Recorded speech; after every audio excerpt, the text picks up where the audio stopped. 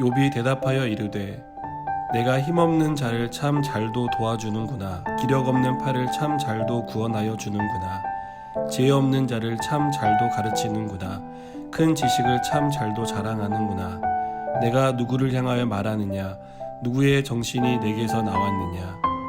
죽은 자의 영들이 물밑에서 떨며 물에서 사는 것들도 그러하도다.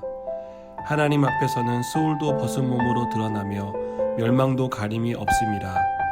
그는 북쪽을 허공에 펴시며 땅을 아무것도 없는 곳에 매다시며 물을 빽빽한 구름에 싸시나 그 밑에 구름이 찢어지지 아니하느니라. 그는 보름달을 가리시고 자기의 구름을 그 위에 펴시며 수면의 경계를 그으시니 빛과 어둠이 함께 끝나는 곳이니라. 그가 꾸짖으신 듯 하늘 기둥이 흔들리며 놀라느니라. 그는 능력으로 바다를 잔잔하게 하시며 지혜로 라합을 깨뜨리시며 그의 입김으로 하늘을 맑게 하시고 손으로 날렵한 뱀을 무찌르시나니 보라, 이런 것들은 그의 행사의 단편일 뿐이요 우리가 그에게서 들은 것도 속삭이는 소리일 뿐이니 그의 큰 능력의 우레소리를 누가 능히 헤아리랴. 아멘. 빌닷은 하나님의 권능과 위엄이 크다라고 말했습니다. 이런 하나님에 비하면 인간은 한낱 구더기와 벌레 같은 미천한 존재에 불과하다라고 말했습니다. 빌닷의 말처럼 하나님은 권능과 위엄이 크신 분입니다. 우리가 하나님이 이만큼 크다, 하나님의 위엄이 이 정도 깊다라고 감히 측량할 수 없을 정도로 하나님은 크고 깊은 권능과 위엄을 가진 분이십니다. 이렇게 큰 권능과 위엄을 가지신 하나님이 미천하고 연약한 사람에게 관심을 보이십니다.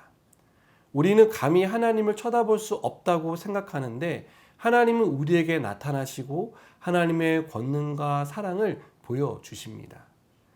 우리는 눈으로 보지 못하고 피부로 느끼지 못하는 하나님이 멀리 계신다라고 생각합니다.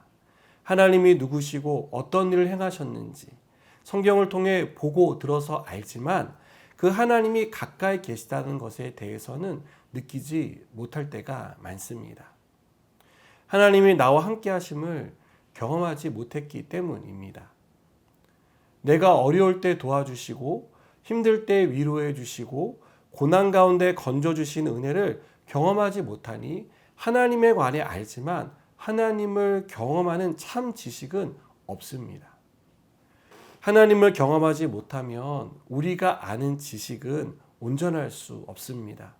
아는 것과 경험하는 것은 다른 차원의 일이기 때문입니다. 하나님을 온전히 알고 싶다면 우리는 아는 차원에서 경험하는 차원으로 넘어가야 합니다. 그렇게 할 때 우리는 하나님을 온전히 알 수 있고 그렇게 경험함으로 얻게 된 지식을 통해서 하나님이 어떤 순간에도 우리와 동행하고 계시고 또 나에게 관심을 가지고 계시다는 이 사실을 분명하게 믿을 수 있습니다. 이런 면에서 빌닷의 말을 살펴보면 지식적인 면에서 빌닷은 완벽했습니다. 빌닷은 하나님은 권능과 위엄이 크다고 알고 있었습니다. 그래서 욥이 순전하다라고 주장할 때 권능과 위엄이 크신 하나님이 재앙을 내리신 것은 욥이 저지른 죄악 때문이라고 해석할 수밖에 없었습니다.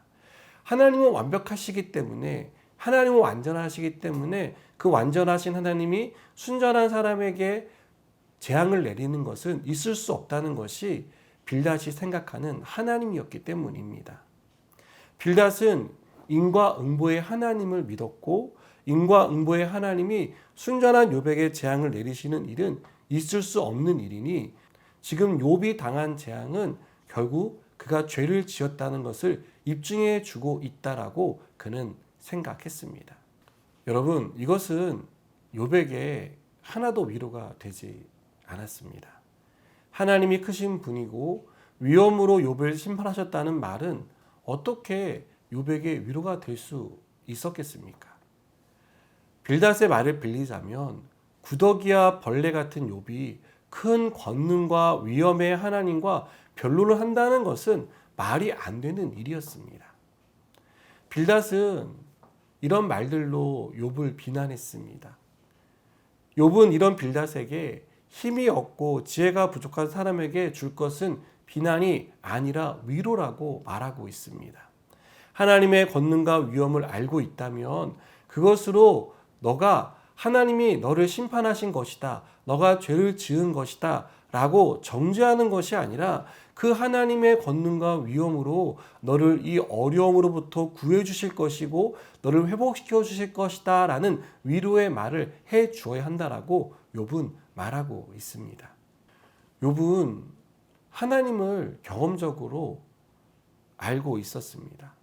그가 하나님 앞에 순전하게 살았던 것은 지식적인 면뿐 아니라 경험적인 면에서도 하나님을 알고 있었기 때문입니다.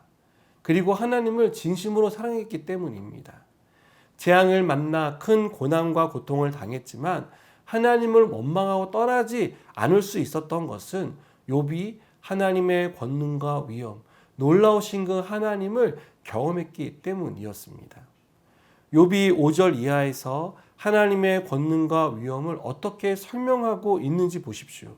이것은 단순히 지식적으로 알고 있는 사람이 할 수 있는 말이 아닙니다. 하나님을 경험한 사람만이 할 수 있는 말입니다. 사랑하는 여러분, 하나님을 경험하는 사람은 고난의 시간을 원망으로 보내지 않습니다. 하나님께 섭섭한 감정이 올라오지만 그 섭섭함 때문에 하나님을 떠나지 않습니다. 어떻게든 하나님께 붙어 있습니다. 지금 욥이 하고 있는 것처럼 그렇게 하게 된다는 것입니다. 하나님과의 관계 속에서 문제를 해결받고자 합니다. 지금 욥이 그런 모습을 우리에게 다시 한번 보여주고 있습니다. 저는 우리가 하나님을 지식의 차원이 아니라 경험의 차원에서 알기를 원합니다.